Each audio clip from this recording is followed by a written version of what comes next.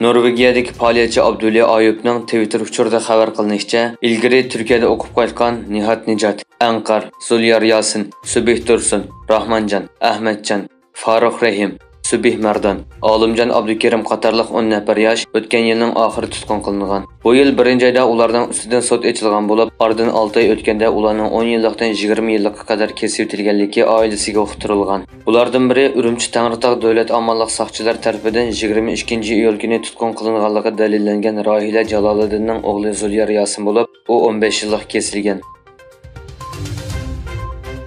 Nafisa O'g'iz ismli bir Uyg'ur qizning Uyg'ur, Turk, Ingliz va Xitoy tillarida Twitter, Facebook qatorliq ijtimoiy taratqularda tarqatgan videolik guvohligi belgilik diqqat va inkas qo'zg'amoqda. Nafisa 4 xil tildagi bu guvohlik videolarda tog'asi Olim Abdukerimning 2017-yili 8-oyning 28-kuni Urumchida soqchilar tomonidan ep ketilib 2 yilgacha xabar bo'lmaganligi, keyin uning Korli shahridagi bir turmada turayotganligi haqida uchurlarga erishganligini qayd qilgan. U guvohlikning oxirida Xitoy hukumatining 6 yildan buyon begunoh holda tutib turilayotgan tog'asini darhol qo'yib berishni talab qilgan. Navbatda uning chaqiriqi turk taratqularning diqqatini tortib, yana bir qatim kun tartibga keldi.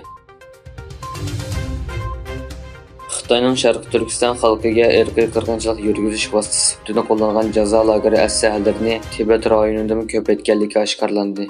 Yevropa Rand aql ombirining 27-iyul e'lon qilgan dokladida ma'lum bo'lishicha, Xitoy Tibetning har qaysi joylarida ta'sis qilgan atalmish alohida tutib turish o'rinlarida yanayotgan kechilik chiroqlar 2019-yildan tortib ko'rinarli oshgan. Tadqiqotchilarning aytishicha, Tibetdagi bostirish tadbirlarining kengaytirilishi rayondagi vaziyatning og'irlashganligidan darak beradi ekan. Rand aql ombirining mazkur dokladi Xitoyning Tibetdagi bostirish siyosati haqida yangi ipuch bilan ta'minlangan.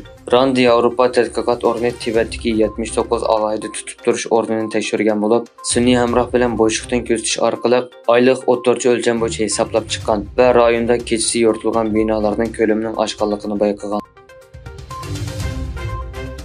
E'gilanishicha, Xitoy madaniyat diplomatiyasini ilgari surish va yumshoq kuchni oshirish uchun BDT, Fan, Ma'rif va madaniyat tashkilotidan foydalangan va boshqa rayonlarning ko'p xil madaniyat meroslariga dog' tushirgan. Bir tadqiqot tashkilotining doklatiga qaraganda, Xitoyning mazkur BDT organi ichidagi ta'siri kun sari kuchayotgan bo'lib, bu tashkilotning betarafligidan andisha qo'zg'agan. Xitoy ta'sirining mazkur organning tadbir belgilash musobaqasining butunligiga ziyon yetkazganligi, shundoqla bir taraflama qarash va siyosiy manfaatni ilgari surish avj olganligi haqidagi tanqidlar kuchaymoqda.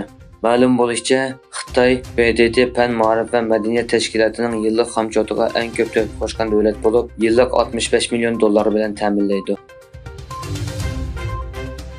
İtaliya Davlat Mudofaa Ministeriya oldingi hukumatning Xitoyning yangi imperatori bo'lgan bir balvoq bir yo'l planiga qatnashish qarorini rahimsiz va yerginishli qaror deb atadi. İtaliya Davlat Mudofaa Ministri Guido Crosetto 30-iyul yakshanba kuni qilgan so'zida Italiyaning 4 yil ilgari bir balvoq bir yo'l tashabbusiga qo'shilganda imkonsiz va rahimsiz qaror chiqarganligini aytdi.